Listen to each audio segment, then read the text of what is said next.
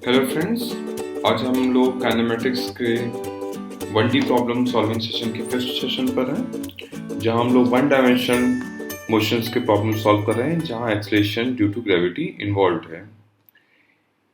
चलिए हम लोग अपना नेक्स्ट क्वेश्चन देखते हैं। इस क्वेश्चन में बोला जा रहा है कि a ball is drop from height of 5 meters on to a sandy floor and penetrates the sand up to a 10 centimeter before coming to rest. Find the retardation of the ball in sand, assuming it to be uniform. देखिए इसमें क्या हो रहा है, एक ball है, उसको sand पे ड्रॉप किया जा रहा है। इस सैंड का नीचे ग्राउंड है।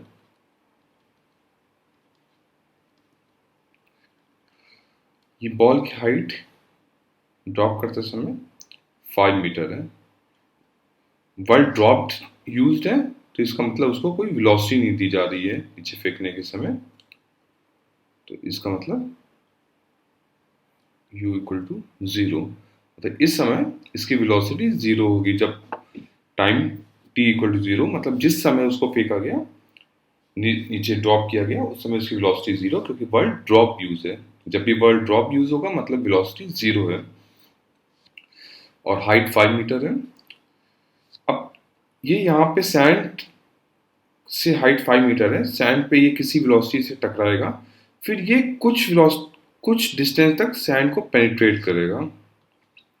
इसने कुछ डिस्टेंस तक जो दिया है इसमें 10 सेंटीमीटर्स सैंड को पेनिट्रेट किया और एक 10 सेंटीमीटर के बाद वो जाके वहां पे रुक गया। हमें निकालना है कि जब ये सैंड को पेनिट्रेट करना शुरू किया तो इसका एक रिटार्डेशन होगा। यहाँ तो इसकी वेलोसिटी इंक्रीज होती जाएगी 5 मीटर तक टोटल इंक्रीज होगी। फिर वो सैंड को जब हिट करेगा अप टू 10 सेंटीमीटर उसकी वेलोसिटी डिक्रीज करना शुरू करेगी और फाइनली वो उसकी वेलोसिटी 0 हो जाएगी। तो जब उसकी वेलोसिटी डिक्रीज करना शुरू किए तो उसमें एक रिटार्डेशन लगेगा। इसमें बोला गया है कि वो मान लीजिए कि वो यूनिफॉर्म रिटार्डेशन है, तो उसकी वैल्यू निकालनी है जो सैंड में रिटार्डेशन होगा। तो रिटार्डेशन निकालने के पहले आपको इस पॉइंट की वेलोसिटी चाहिए होगी, तभी आप निकाल पाएंगे कि फाइनल उसकी वेलोसिटी 0 हो जा रही है। तब आप एक्सेलरेशन फॉर्मूला लगा के अपनी रिटार्डेशन निकाल सकते हैं। तो रिटार्डेशन निकालने के लिए आपको इस पॉइंट की वेलोसिटी चाहिए होगी। इसको मैं बोल देता हूँ v1 और फाइनल वेलोसिटी जैसे आपको पता है v2, वो सैंड में पेनिट्रेट करने के बाद 0 हो जाएगी। तो v1 की वैल्यू क्या होगी?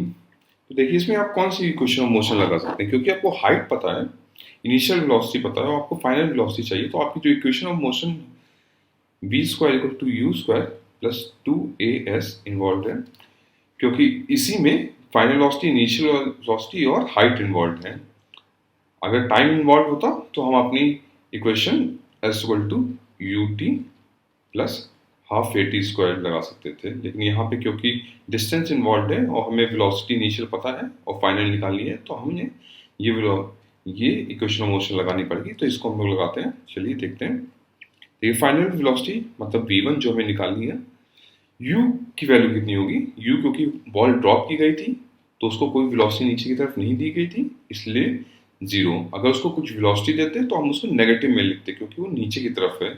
हम स्टार्टिंग से वही कोऑर्डिनेट सिस्टम फॉलो कर रहे हैं कि जो ऊपर है उसको पॉजिटिव ले रहे हैं, जो नीचे है उसको नेगेटिव। तो u 0 है। फिर 2 a क्योंकि ग्रेविटी नीचे की तरफ लग रही है तो a की वैल्यू -10, क्योंकि वो डाउनवर्ड डायरेक्शन है, हमने पिछले अपने सेशंस में देखा था। s जो हाइट है यहाँ वो भी डाउनवर्ड डायरेक्शन में है, -5 मीटर्स। अगर ये ऊपर की तरफ रहते तो +5 लेते, क्योंकि नीचे की तरफ जा रहा है तो हाइट -5 है। इससे मिलता है v1 square equal to 100, v1 equal to 10 meter पर सेकेंड। क्योंकि सब स्टैंडर्ड यूनिट है इसलिए हमारी वेलोसिटी भी स्टैंडर्ड यूनिट मीटर पर सेकेंड में आएगी। देखिए यहाँ पे सैंड से जिस मोमेंट में वो हिट किया है उस समय वेलोसिटी 10 मीटर पर सेकेंड है। Just at the instant of hitting the sand, जिस इंस्टेंट पे हिट किया है उसके बाद उसकी वेलोसिटी कम होना शुरू हो जाएगी और फाइनल वो 10 सेंटीमीटर पेनिट्रेट करने के बाद उसकी वेलोसिटी 0 हो जाएगी। अब हमें यहाँ पे एक्सेलरेशन निकालना है। हमें यहाँ पे अब इस मोशन को देखते हैं। ये वाले मोशन को हम लोग देख चुके हैं यहाँ से यहाँ तक, और हमने v1 फाइनल वेलोसिटी निकाल ली है। अब v1 से लेके v2 के मोशंस को देखते हैं। तो अब इनिशियल वेलोसिटी हो जाएगी v1 और फाइनल वेलोसिटी v2 हो जाएगी, क्योंकि हम यहाँ से यहाँ तक के बॉल के मोशन को देख रहे हैं और हमें निकालना है एक्सेलरेशन। तो जो इक्वेशन जिसमें final velocity initial velocity involve है और एक्सेलरेशन और हाइट इन्वॉल्व है, तो वो भी यही इक्वेशन ऑफ मोशन है, v square equal to u square plus 2as, जो हम लोग पहले लगाए थे। तो अब फाइनल वेलोसिटी v2 हो जाएगी, v2 स्क्वायर मतलब जो जीरो है, हम इसको नेक्स्ट स्टेप में जीरो पुट कर देंगे। u मतलब जो इनिशियल वेलोसिटी, क्योंकि हम इतने पार्ट को कंसीडर कर रहे हैं, तो यहाँ इतने मोशन में जो इनिशियल वेलोसिटी वो v1 है, v1 है आपका 10 मीटर पर सेकेंड, लेकिन माइनस में, माइनस ऑफ 10 मीटर पर सेकेंड। वैसे आप प्लस भी लिखेंगे कोई डिफरेंस नहीं आएगा, क्योंकि यहाँ स्क्वायर कर रहे हैं, लेकिन क्योंकि साइन कन्वेंशन हम लोग आपको बता रहे हैं और किसी भी प्रॉब्लम में उसका गलत यूज ना हो जाए, इसलिए हर पॉइंट में उसको यूज कर रहे हैं। प्लस 2 एक्सेलरेशन भी हमें पता नहीं है, यहाँ पे उसका रिटार्डेशन होगा, यहाँ जो एक्सेलरेशन होगा वो सैंड के मटेरियल की वजह से होगा, तो वो हमें पता नहीं, वही हमें निकालना है रिटार्डेशन कितना हुआ। यहाँ पे आपको पता है कि वो रिटार्डेशन होगा, नेगेटिव होगा, क्योंकि वो रोक रहा है, लेकिन कितना होगा वो नहीं पता है, इसलिए हम सिर्फ एक वेरिएबल फॉर्म में ए लिख रहे हैं, ना कि माइनस ए लिख रहे हैं। वो अपने ऑटोमेटिकली ए की वैल्यू नेगेटिव आ जाएगी और एस की वैल्यू, एस जो आपका डिस्टेंस है, डिस्टेंस क्योंकि डाउनवर्ड एक्शन है, तो माइनस 10 सेंटीमीटर, सब यूनिट हम लोग स्टैंडर्ड यूनिट्स में रखेंगे, मीटर में कैलकुलेशन हो रहा है, तो माइनस 0.1। तो आपका v2 स्क्वायर मतलब 0 square equal to 100 minus 0.2a, तो एक्सेलरेशन हो जाएगा आपका 100 डिवाइडेड बाय 0.2, ये आपका आ जाएगा 500 मीटर पर सेकेंड स्क्वायर। तो जो आपका रिटार्डेशन आया वो आपका आ गया 500 मीटर पर सेकेंड स्क्वायर। ये नेगेटिव होगा क्योंकि ये रिटार्डेशन हो रहा है, यहाँ आपकी वेलोसिटी, इनिशियल वेलोसिटी जो थी वो 10 मीटर पर सेकेंड स्क्वायर थी, माइनस 10 मीटर पर सेकेंड स्क्वायर, एक्सेलरेशन हमें पता नहीं था, और जो हाइट थी वो डाउनवर्ड डायरेक्शन में है, तो हमने माइनस 0.1 लिया, तो इसकी वजह से आपका जो एक्सेलरेशन आएगा वो नेगेटिव आ जाएगा, माइनस 500 मीटर पर सेकेंड स्क्वायर। चलिए हम लोग नेक्स्ट प्रॉब्लम की तरफ को देखते हैं। नेक्स्ट प्रॉब्लम में बोला जा रहा है, an elevator is descending with uniform acceleration, to measure the acceleration a person in the accelerator drops a coin at the moment the elevator starts. The coin is 6 feet above the floor of the elevator at the time it is dropped. The person observes that the coin strikes the floor in 1 second. Calculate from the data the acceleration of the elevator. तो देखिए इसमें क्या है, एक elevator है, elevator के अंदर एक पर्सन है, वो एलिवेटर एक कांस्टेंट एक्सेलरेशन ए से नीचे की तरफ जा रही है। जिस सेकंड वो एलिवेटर चलना शुरू करती, just at the instant it starts, मतलब जिस इंस्टेंट पे स्टार्ट होती है तो उस समय उसकी वेलोसिटी जीरो होगी, एक्सेलरेट एलिवेटर की भी वेलोसिटी जीरो होगी, मैन की वेलोसिटी भी जीरो होगी, हर पार्टिकल जो एलिवेटर है उसकी वेलोसिटी जीरो होगी। उस समय मैन एक कॉइन को ड्रॉप करता है,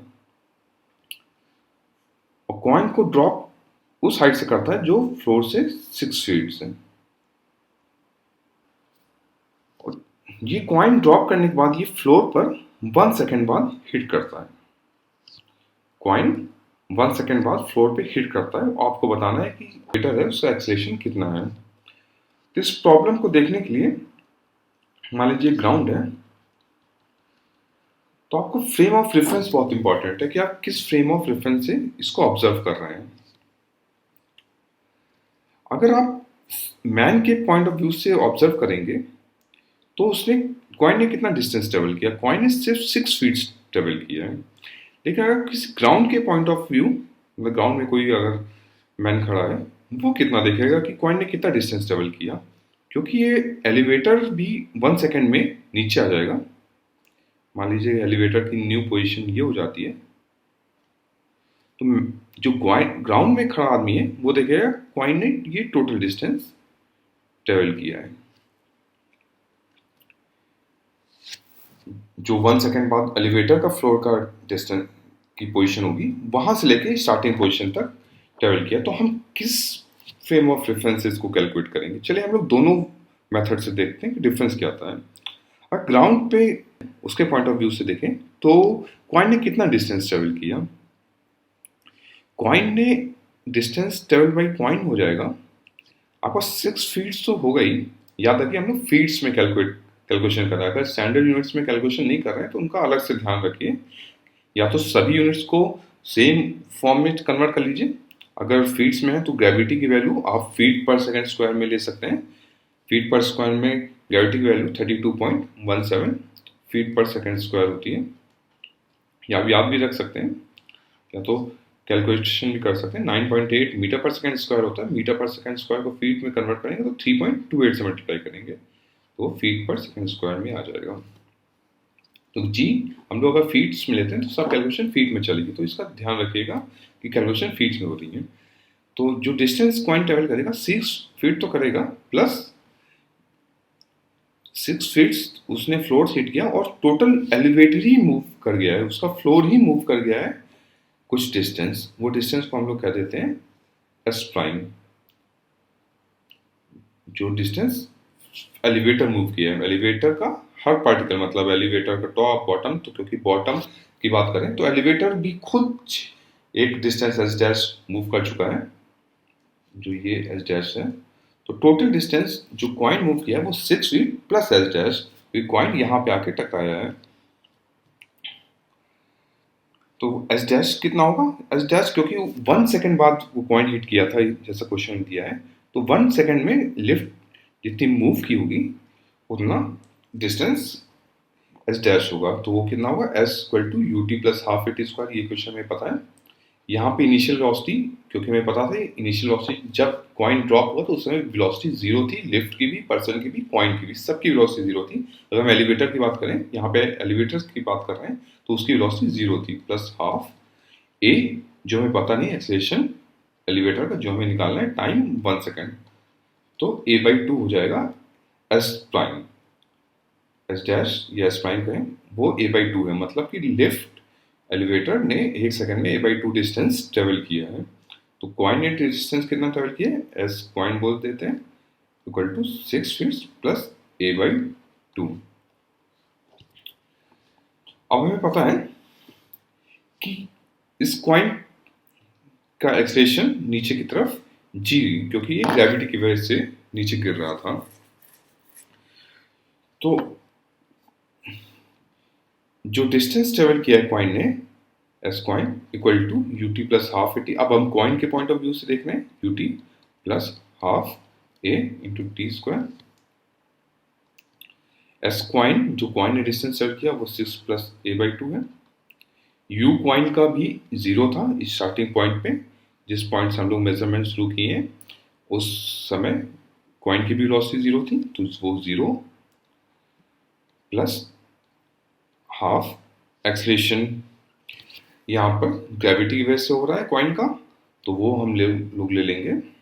जो ऑब्जर्वर देखेगा कि कॉइन को गिराया गया वो ग्रेविटी की वजह से नीचे गिर रहा है, वो लेंगे 10, या क्योंकि यहाँ फीट्स पे ध्यान लेना है तो हम लोग 32.17 लेंगे इंटू टाइम 1 स्क्वायर। इसको कैलकुलेट करें, 2 प्लस ए, 2 और 2 कैंसिल हो जाएगा, इक्वल टू 32.17।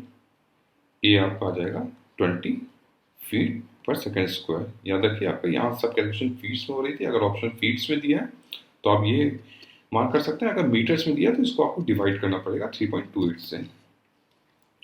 तो देखिए यहाँ पे आप सोच रहे होंगे कि यहाँ नेगेटिव क्यों नहीं रखा है। यहाँ पे भी आपको एक्सेलरेशन नेगेटिव रख सकते थे अगर डाउनवर्ड डायरेक्शन में, जैसे हम कन्वेंशन फॉलो करते हैं कि जो भी डाउनवर्ड डायरेक्शन की क्वांटिटीज होती हैं उनको नेगेटिव लेते हैं, तो -32 रखेंगे, और डिस्टेंस भी क्योंकि डाउनवर्ड था तो इसको भी नेगेटिव रखेंगे। दोनों कैंसिल आउट हो जा रहे हैं, इसलिए वहाँ पे आप दोनों को सेम साइन है, वैसे आप दोनों ही को नेगेटिव लिख कर स्टार्टिंग में प्रैक्टिस कर सकते हैं। तो ये हमने एक्सेलरेशन निकाला ऑब्जर्वर के पॉइंट ऑफ व्यू से जो ग्राउंड पर खड़ा है।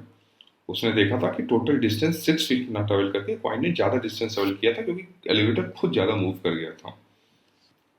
अब अगर ये क्वेश्चन को हम जो लिफ्ट के अंदर आदमी खड़ा है उसके पॉइंट ऑफ व्यू से देखते हैं कि उसके पॉइंट ऑफ व्यू से वो कैलकुलेशन कैसे करेगा।